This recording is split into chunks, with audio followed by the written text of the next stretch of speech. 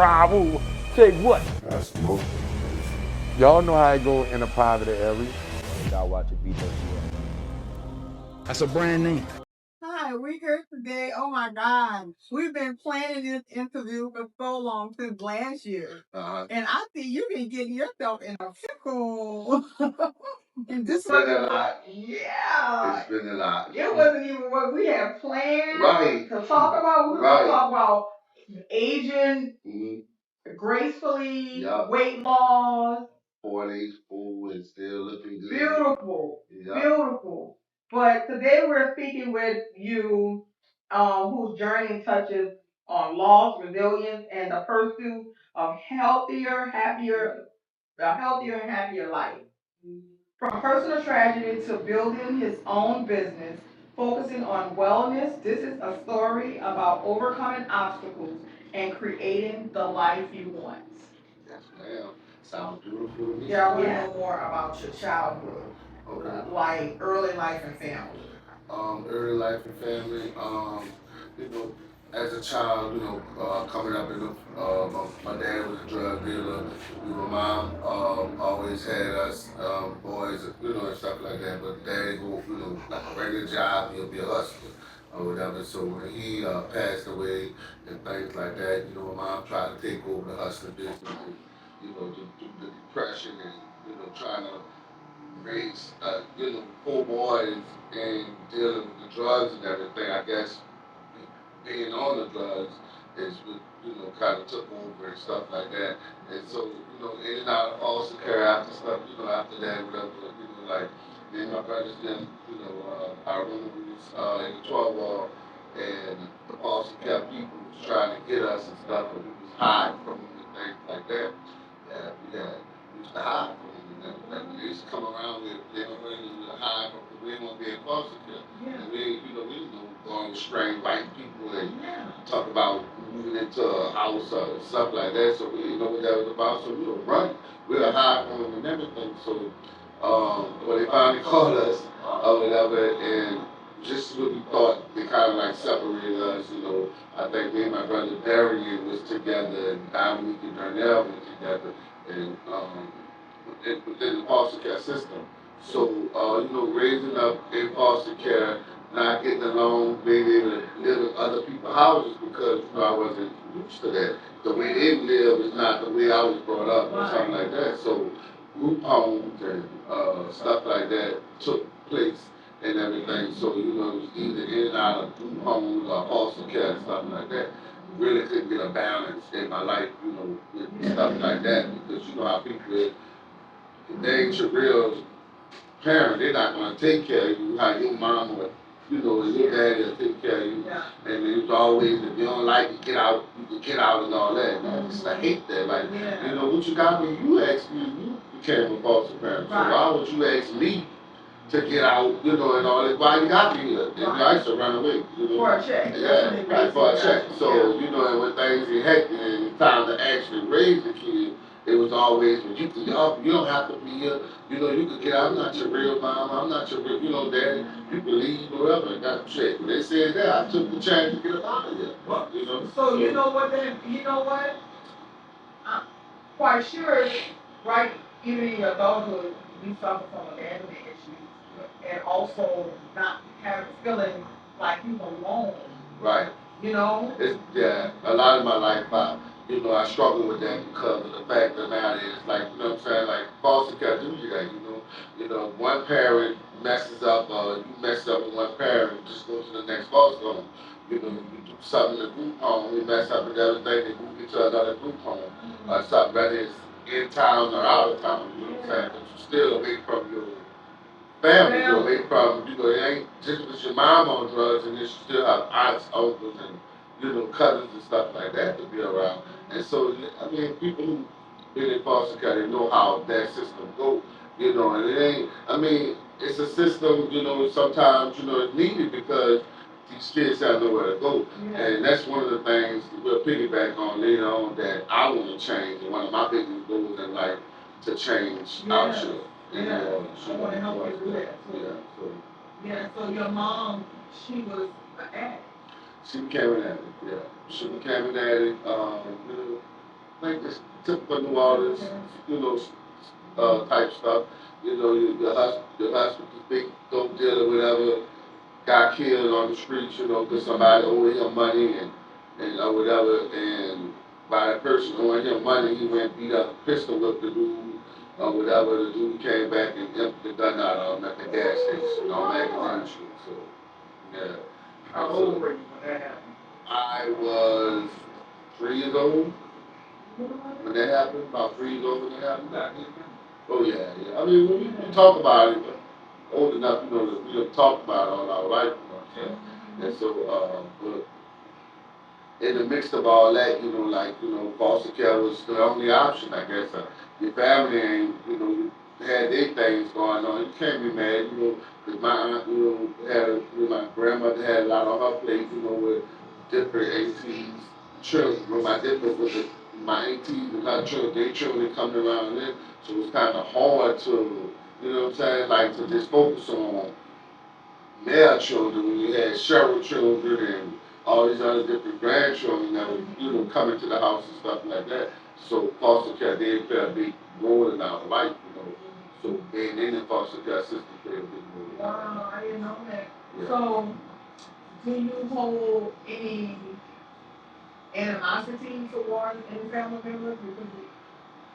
At some point in life, I used to, you know, as a kid, like why y'all didn't take us, why y'all didn't want us from either my mama's side to my daddy's side, because my daddy had a sister too, whatever, and it was like, you know, why y'all didn't take us, like why y'all let us hide in this abandoned house running from foster, you know, care people and stuff like that when y'all could have been with you guys.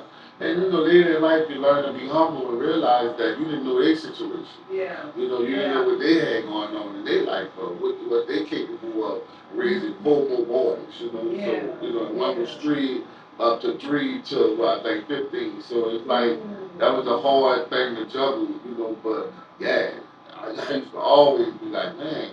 Like, why my family ain't take me? Like, you know, why my grandma ain't take us and one of my aunts took us and but they had their peoples and we was going on in their life too that they probably couldn't do it. But it took me to grow and to be a little humble and like to understand. Yeah. So where was your mom during this whole process? Well, in the streets doing drugs. Really? At the time. We didn't know where she was, you know. Back in the day, they had crack houses, so she could have been in a crack house or something, you know, like, and you know, don't disrespect to my mom, and I love her that she did what she could do, but demons catch up with you. Right. How that goes. Right. Wow. So, who was your closest influences in your childhood, and what lessons did they teach you? And closest influence in my childhood was, well, see, and that's how I think far as gay life started or stuff like that with gay things. Yeah, I used to look up to a particular person, I would call them names, but you know, she did the movie About It, back in the days, that movie with Master P. Right. And you know, like that's something I always wanted to do, the acting and stuff like that. And he used to come get me from the group homes and you know and stuff like that. And I wasn't realizing what was actually going on to me, but he was grooming you. He was grooming me. He was molesting me and stuff like that. And I think that's where that started picking up in my life and things like that. So like I would say him, but at the turn of saying him is a you know it goes to a negative turn in my life as well. Yeah. How old were you? At that time, had to be like 13, 14. Have you ever spoken to him about the offense that it happened? No, I don't know it yet. No, because when I made a certain age, you know, he was like, oh, you too old. You know, like, I was too old for him, or something like that. So it kind of like... That shit is real. It's real out here with that. You have to be careful with your kids when, you know, you got grown men wanting to buy them things or, you know, grooming the kids and stuff like that. You know, you got to have... New Orleans is big on that. I'll tell any parent, you know, why should, you know, so-and-so want to just target your kid and buy your kid shoes and put money in his pocket and this. There's certain things you have to watch because there's a lot of people out there that, they sick in the head because of what happened to them. So, They so it piggybacks off of, how they grow up and how they do things and stuff like that. And sitting there not knowing that this man, the whole time, this man is molesting the child. And you carry, I was molested, so I can tell you that you do carry that guilt throughout your adulthood. Yeah. And you don't know it, like it comes in It different comes ways. in ways, Were there early challenges that shaped your approach to life and health? Looking back, what was the one lesson from a family member that still guides you to this one lesson as a family, day? a positive one. My aunt used to always say, "You're a black man. Ain't nobody gonna give nothing to you. You gonna have to work hard for what you want in life because no one is gonna hand you life and say go live. No one is gonna give you that golden ticket. And tell you, hey, you made it, go live. You got to work for everything you want." And all my life, since I was 16 years old, I've been working. I've been working. If I was a dishwasher, I went from a dishwasher to a cook. Just working. No matter hard out. My first job was at the New Orleans Center. Off the Forest Street. Yeah. I worked out in the dish room and stuff like that. But before that, I was working for, believe it or not, the NORD program. That's been around for a very long time. So, and a lot of people don't know that. I think Mark Morial started that. So that's been around for a very long time. I was working at Kingsley House. Me and Tim Up was we were working at Kingsley House together at the NORD program and stuff like that. So that kind of was my first job. That kind of got me prepped up for jobs. Me and Tim Buck, and the crazy thing about it is, me and Buck, we was there volunteering, working with the NORD program and stuff. They'll pay us, but we were still volunteering at King House. We worked so hard, did so good, so they wound up paying us for our volunteer work and stuff like that. And me and him was the only one that they did that for, but we worked so hard and stuff like that. So I always knew I was hard work. That was impressive. Yeah, I know you're a hustler. We're gonna get into that later. Like hustling, meaning like not on the streets, but whatever, porta potties, stuff like that. Well, I was a hustler on the streets too. I sold my fair share of drugs and stuff like that. I sold my fair share of crack cocaine. I had a story with that. So I sold my, like coming into this, like being in New Orleans, your daddy did it or your brothers did it. So, one time they told me no, so I went and stole a quarter out of all their stashes, my cousin and my brother, and I went to selling drugs for myself. So I don't need nobody telling me no more. So I went, they wanted who the big man is in the neighborhood, that was me. And they never even know it. Nope. They be out in the club, sleeping and everything. I'm just selling the pebbles. They'll never know it was me. And that's how, I ain't lied. From in high school, I bought me a car. I got out of my house at certain days, because, from foster care, when they let you go, I went back to my mom or whatever, and stuff like that. She wasn't really getting along and things like that. So, I went to hustling, and I went and bought my own car. I had a Camaro, money green Camaro. Yep. Me and Messi Myers used to always go in there. So, money green Camaro, and I was just hustling, paying my own rent and doing my own thing and stuff like that. All because my brother told me no one time. So I stole it all out. I dipped in all his stash and went hustling for myself. Okay, so tell me something. Are you the baby? I'm the baby. Wow. Yeah. So this segment, I want to talk about the loss of your brother and the emotional resilience that you had to feel. So it was two of them. Two? It was two of them. Dominique died in 2000. That hit me really hard. But the hardest one was my brother Darnell, because I never thought in a million years that would happen. But Dominique kind of hit me hard too, because I was young, you know what I'm saying, trying to figure life out. And then, I would have been in that car with him, but the fact of the matter was, I was having a baby on the way, so I had to work. again, always work. So I had to work. I took a shift because, I had, my daughter was coming. So it wasn't like I wanted to, I couldn't go to every event and every party and stuff like that as a kid because I had a responsibility coming to me. So I had took a shift or whatever. And when I took that shift, I get a phone call at work. My crazy sister-in-law, instead of waiting for me to come home and everything, she just called me and said, "Oh, your brother just got killed." I'm like, wait, what? So that was crazy, but that happened, and I had to kind of, build the strength to get over that and stuff like that. So it's been a lot. It took a lot out, that's a lot of dealing with being in a relationship with my daughter right now. How old is your daughter? Right now, my daughter is whatever year it is. She's 26. She's 26. Yep. She just graduated. She's a veterinary specialist. She just got her jacket to be a doctor. So. And Congratulations. yeah, there's a lot dealing with that too. Yeah. What? I mean, she made that step. Yeah. No, I'm talking about like for her relationship with that, and I tell you all the things that happened to me, and like I didn't know, I don't want to be a parent at the time and stuff like that. So we have our challenges where we don't speak, I don't get advice and stuff like that, things like that. But parenting doesn't come with a handbook. I tell people that all the time. Yeah. As long as you try to do your best and do the right thing by your child. When you have that opportunity. Yeah. When they give you that opportunity.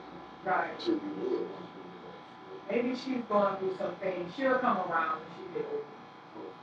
I thought 18 would be older as they come around. Mm-hmm.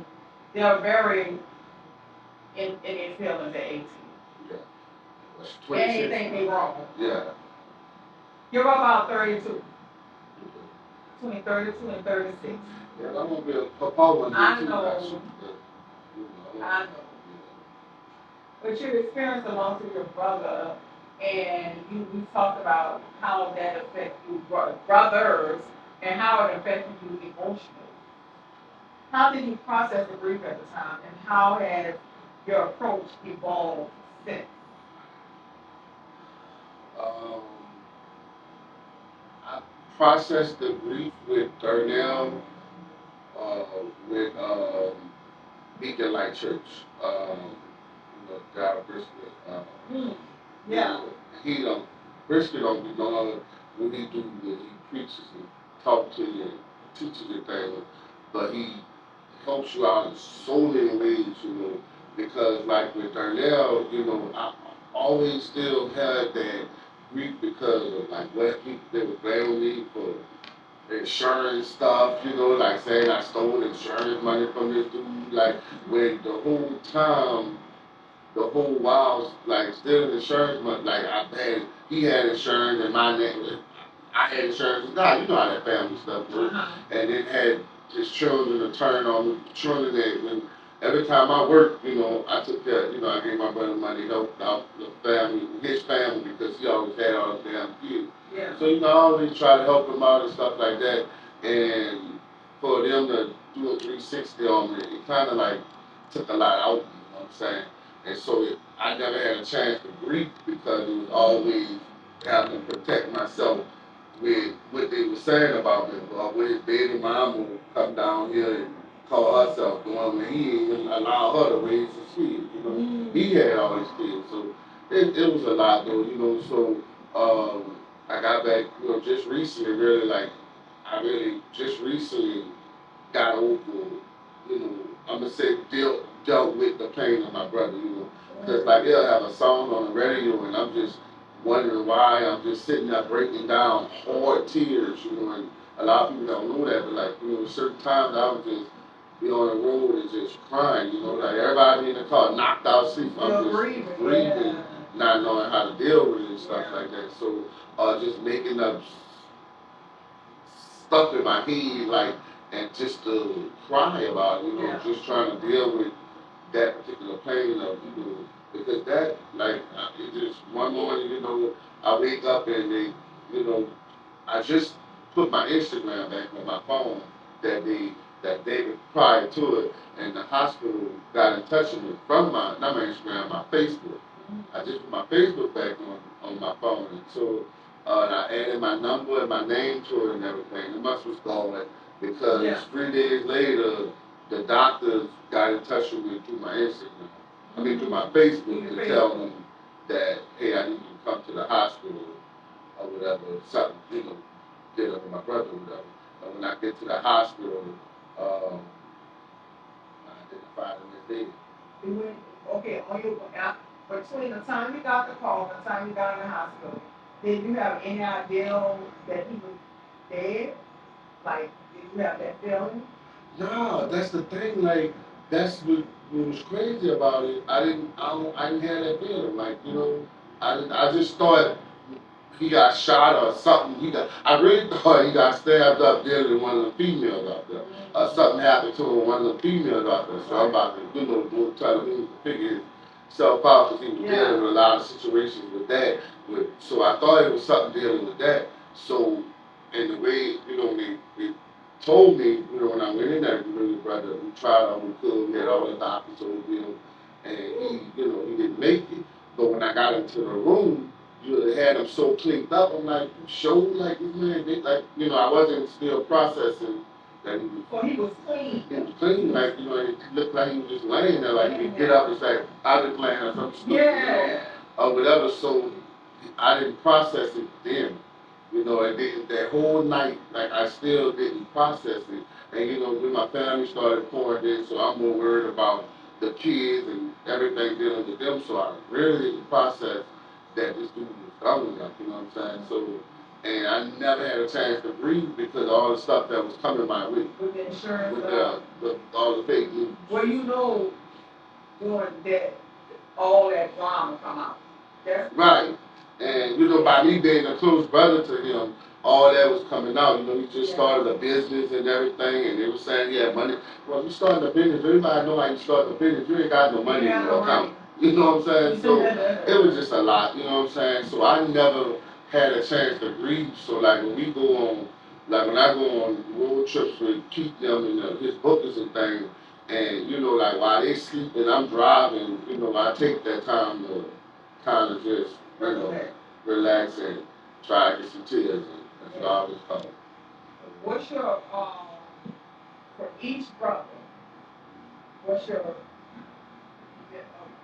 biggest memory of them that reflect your outlook on what you go through day to day? My brother Dominique, he got killed in 2000. His fight. He always thought he had to show how tough he is. Yeah. And, always he ain't let nobody ain't gonna play with him and things like this. And I take that up on my everyday life.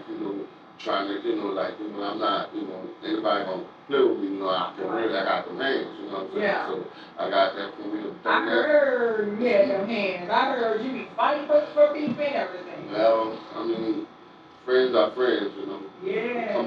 I thought it's hard to find, but, and life has been showing me and telling me a lot different. Yeah, but we're going to touch on, because I got some words of wisdom for you for that. My next segment, I want to talk about identity and emotional health. And how has embracing your identity affected your mental and emotional health? With my identity, far as in like just being. I don't want to say just not even just a gay male, but just overall being a gay male with growing up with strong brothers and going through the things you go through on a daily basis. You don't look weak to me. I tell you that. You don't look like nobody could just do things. Yeah. Well, that's just what it is. I hold that down. Like, no matter what you are, you know what I'm saying, or what you out here doing, what you do in closed doors is your business. What you do outside those doors is what other people see. And that's what you need to, hold down, you know what I'm saying? Yeah. And all my life, I've just been loyalty. I kept loyalty to the T. You know what I'm saying? If I rock with you, if I fuck with you, I fuck with you. Yes. You know what I'm saying? Yes. And I try my hardest, to rock with people that I fuck with. And, What's your sign? Capricorn. Oh, that's why. Yeah. I'm a Taurus. Yeah. That's why. And a lot of people don't understand that about me, but like, I'm not, when I mess with somebody, it hurts like hell when mad day come or when losing, like right now, but a lot of people don't understand, you know, losing a friend right now, going through this right now, it's like feeling like one of my brothers has died again, you know what I'm saying? So it's like, I don't know why that making me feel, why that making me feel like that, but you know, yeah. It's a loss. Yeah, like. It's still a loss. Yeah. It's from hanging with a person and being around this person and then boom. And it's not even the hanging with, it's like the things, well, yeah, like the things we do as friends with each other, the jokes, the laugh, when people, when we over there tickling each other, they wonder what the fuck, you know, y'all doing, what these niggas doing. Yeah. You know what I'm saying? Like, Nudging each other when we see things. Like, you throw all that away just to, you know, to make yourself, I don't know. Been there, done that. I don't know. Been there, I done just that. couldn't give that to a new friend. People say when you meet new people, you know, that person can treat you way better than your friends that's been around you for years. I don't see that. You put so much time in that relationship. Yeah, you know what I'm saying? Good until y'all have this bond to where nobody can come in between that and break it up. Right, and that's what I thought, because like, you know, keeping around, I don't want to say name, but you know, my best friend, my ex, whatever you want to call it, been around to every day, you know what I'm saying? And I never met him. I never heard of him. Like, I had to go and just kind of catch up on everything. Because people was like, because you know, by me not living in New Orleans anymore, I really don't get into all of that stuff. Yeah. So when I went on there, I was like, oh yeah, I can see why they hung together. It looked like they probably was real fun together. Yeah. Yeah. It was. And so, like, you know, with Darnell, like, he knew my brother Darnell, you know, they had their own relationship as, you know, friends and stuff, and that was a strong one. You know, they did things for each other. I don't even know, you know, they did for each other, help each other out and stuff like that. And I just think, like, before all of the internet fame, before all that came for him and triggered on to me, I just felt like he knew why I clicked onto him. Like, he knew that why I, you know, like why when people say things, oh, when Keith said this about you, and I let it go, and I know because I always thought he knew that was my brother. Like, you know, I put that into him or whatever, so I always would fix it, you know, because I couldn't lose him. You know what I'm saying? Yeah, I know what you're like saying. I know exactly what you're saying. Like, when you're sitting here saying, I lived it. I know exactly what you're saying. Yeah. And so how have this friendship shaped your approach to boundaries and emotional balance? I don't trust nobody. I don't like, even right now, like, you know what I'm saying? I just don't like people around me. You know, especially, it's crazy, I don't like people around me. Don't go in the shell. Friendship and betrayal. Wow. When I wrote this, I was not happy. I see how it. Can you describe friendship, a friendship that was meaningful to you, which you already did? Now you want to go into detail. Friendship that's, well, you know, I build friendships around me, of at least I did, you know, build friendship around me that I thought I don't lose. I always tell myself I don't lose friends, you know. My friends that know me friends, we've been friends for a minute, you know what I'm saying? So certain people that you gotta, you know, like they say, fall off or whatever the case may be and stuff like that, you grow or whatever. But if you gotta force to grow, then that ain't them falling off, it's you changing. Right. You see what I'm saying? And a lot of people get that mixed understood. Like, if you gotta, you know, force the fall off, if you gotta, you know, make it seem like this person doing this to your life and that to your life and everything, maybe you need to step back and see what you doing to your life that these people are doing this. You see what I'm saying? A lot of people never understand that because, you know, don't get me wrong, like when the internet stuff started, you know, I knew I couldn't be Deroy the hothead and misunderstand, not understanding things with things like if we had an event and stuff, and I feel like my best friend wrong end of the stick, or I don't like how they treating him. Yes. You can't be the old Deroy and Yes. say, no, this ain't about to happen like this. You know, you can't do that. You know what I'm saying? So you have to switch it up and let him fend for what he needs to fend, but let him know in his ear, like, man, that shit ain't going like that. You crazy. Like, we're not going to do this. Like, you know, like, they're not going to treat this person like this when you the whole reason why everybody in the audience here. You see what I'm saying? Right. And that's a lot of things I had to, you know, and now I feel that everything is going on and you're using that against me. When back then, you know, this was, you know, me not letting nobody fuck over my friend. You know what I'm saying? Like, you know, you're not about to, if I know the whole audience is here for you and they treating Jack like the audience here for him, Deroy gonna say something. That's right. You know, I'm gonna say, they say, no, that's not how it's supposed to go. Like, y'all, you like, where his person, where his money at? You know, sometimes I used to go get his check. Look, man, I'm gonna get, look, we ain't doing all this. Before you get on the stage, I'm gonna get this for you and hand you your money. You know what I'm saying? And that's the type of friend I was. You know what I'm saying? Now it's like all that's being used against me. Deroy this, Deroy hide it. You know, lies on me, saying things that I know I didn't do, but you saying that I did it, and then like it's been a lot lately. Is it, you know, okay, listening to some of the stuff that he said has been a lot. is it him or is it someone else in his ear? See, you know, you can say it's someone else in your ear, but I thought we were more locked in. That could never happen between us. And don't get me wrong, I've watched certain situations where, you know, I've looked at him like, hold on, what you doing?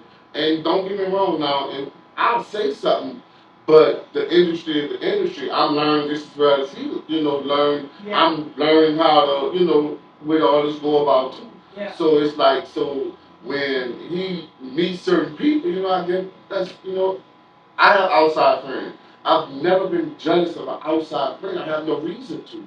You know what I'm saying? I'm not that guy. Like, you know what I'm saying? I'm a Capricorn. We don't get jealous of things. We find our place. It's a totally different ball game when it comes to Capricorn.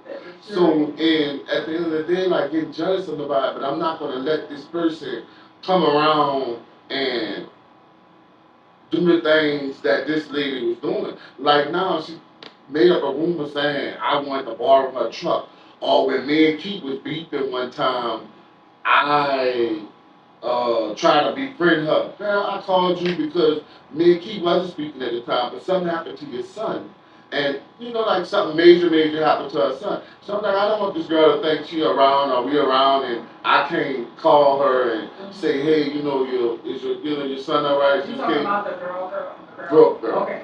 So I couldn't, I called her. But if you saying, if you using that to say I try to befriend my friend behind his back by befriending his outside friend, then that's crazy and weird. And they tell me what your motives was then.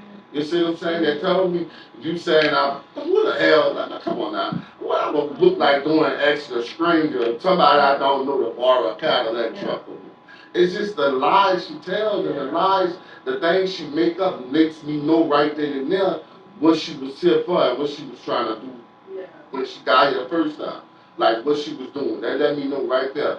But, you know, you can't tell that to your friend. You know, you got to see things for yourself. That's what I was going to say. You know, they got to see things for themselves. And I know, like, over a couple of days, we've been, like, I said some things that I have to look back and say, whoa, you went too far. You know what I'm saying? I did. And I know I did, you know what I'm saying? But at the end of the day, it's like, it's not me and him fussing.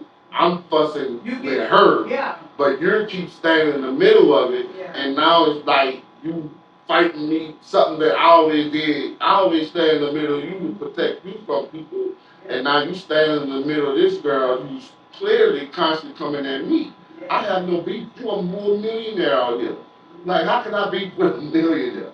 You know what I'm saying? Yeah. How can I do anything with this? But at the same time, you're allowing this. You know what I'm saying? And it started to get to me. You know, she played with me the first time and with stuff, you know, that you told her. Because we all meet outside people that we feel we can vent to. And I have no issues with you venting to her. But if she took the first bit that you vented about your best friend and used it against him on the internet in front of thousands of people, why would you go back and do that again? Right. And when she knew my business, it was gloves off and socks off. And you know how, he know how I can roll. He know how far I can go with this. So why push me? Yeah. You know, and as a friend, you can't. Why push a person when you know where they're gonna go? You know. You know what I'm saying? Right. And you know when I get on that internet, I have no filter. I don't know how to control my mouth and say some shit that's gonna fuck some shit up and blow the whole city on fire. You see what I'm saying? And that's exactly what you did. You know, so why push me to that level? And then you're sitting there, and it's not like it's the truth. You coming at me with lies. You know, I cut up in front of the treehouse. Can't nobody in front of the treehouse say they heard Deroy say anything but Keith. And then you're sitting there telling me, oh, that's the reason why when his house got broken into and he's gun perm with kids, that's why, oh yeah, I didn't care. I didn't care about that because he wasn't appreciative at the treehouse. He showed off in front of the treehouse, talking about my cousin and all that. Now, you know, talking about I seen his cousin and like gay people and all that. You using the incident that happened with Nut and with this other little gay guy named Nut. Him and Ryan got into it. You using that incident and then you putting it into something. Man, I've never once said nothing bad about Ryan because I can't say nothing bad about that man because that man have always shown me love, let me in places, never questioned me, never did anything. You know what I'm saying? Treated me like he would treat his cousin Keith. So why would I sit there and play on that man like that? Certain situations he did. Certain situations that he lied to make it sound good for him, and they're gonna say that's why I didn't care that he unpermed with kids and I didn't care, I didn't care about that. And I know for a fact, I know deep down inside you lying. That hurt. That hurt. That hurt because I know you lying. You know you lying. You know I ain't get up in no front of the fucking treehouse and cut up like that. What I told you, I remember I went to the car, I got my gun out of this car, I got a few things out of this car, and I told him, I said, you fucking down bad for the sections. You know I ain't gonna be in a certain section. You know what I wanted to pay for. You should have stayed out of there and let me pay for what I wanted to pay for weeks before this, and I'd have been all right on this date. That's what me and him talked about. And I got my gun out of his car, and I got what I needed to do. I moved and got the fuck. I never once sat in front of no treehouse and cut up. Can't nobody, he can't give you no receipt on it. The people that was with us keep saying, we never heard you say that. We never heard none of that shit keep talking about you saying that. And so you telling me you using that to get on live with 3,000 people telling them that's why you ain't give a fuck that I had got unpermed robbed. But you know, I can tell you something like when people start getting his money and stuff like that, first of all, it's temporary. It's temporary because of how you move. If you move slimy, it's temporary. I've been around so many people, millionaires. Yeah. I've seen it up and down, right? My suggestion to you is that you focus on building your brand, your business. We're here every step of the way. I've been in this industry, the entertainment industry. I've been around majority of, y'all young. I've been around every rapper in New Orleans, Texas, everywhere. I know how it works, right? Get on your own channel. Get your YouTube channel. We'll help you build your subscribers. Do your own thing. Do your portfolio. Do all that. Don't be concerned with what other people got going on. I know it hurts. Let me tell you, go to a counselor. Go to a counselor. Well, because all that stuff you're going through is coming from the abandonment from childhood. Right.